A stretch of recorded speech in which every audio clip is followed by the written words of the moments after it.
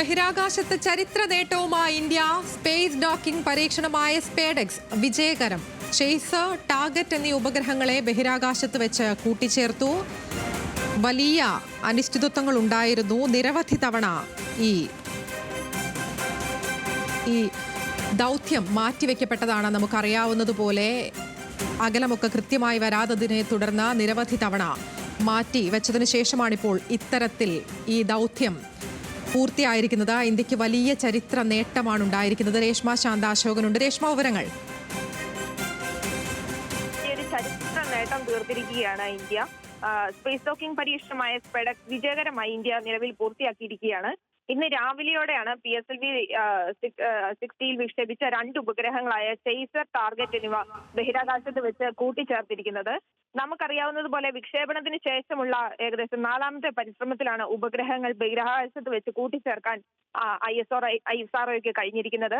ഇന്ത്യയുടെ സ്വന്തം ബഹിരാകാശ നിലയമായ ഭാരതീയ അന്തരീക്ഷ സ്റ്റേഷൻ അടക്കമുള്ള പദ്ധതികൾക്ക് അനിവാര്യമായ സാങ്കേതിക വിദ്യ കൂടിയാണ് സ്പേസ് ഡോക്കിംഗ്.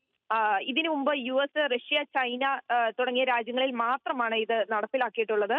ആദ്യം ഉപഗ്രഹങ്ങൾ തമ്മിലുള്ള 20 കിലോമീറ്ററോളം അകലമാണ് തുടക്കത്തിൽ ഉണ്ടാവുക. ഭൂമിയെ ചുറ്റുന്നതിനിടെ ഘട്ടം ഘട്ടമായി അവ തമ്മിലുള്ള അകലം കുറച്ചുകൊണ്ടുവന്ന ശേഷം രണ്ടും കൂടെ കൂട്ടിയോജിപ്പിക്കുന്ന പരീക്ഷണമാണ് സ്പേസ് ഡോക്കിംഗ് എന്ന് പറയുന്നത്. ഊർജവും വിവരങ്ങളും പങ്കുവെച്ച് ഒരൊറ്റ പേടകം പോലെ പ്രവർത്തിച്ച ശേഷം അവയെ വേർപെടുത്തുകയും ചെയ്യുന്നു. ഏതായാലും ബഹിരാകാശ വിക്ഷേപണ രംഗത്ത് വളരെ വിജയകരമായ ഒരു ദൗത്യമാണ് നിലവിൽ ഇന്ത്യ പൂർത്തിയാക്കിയിരിക്കുന്നത്.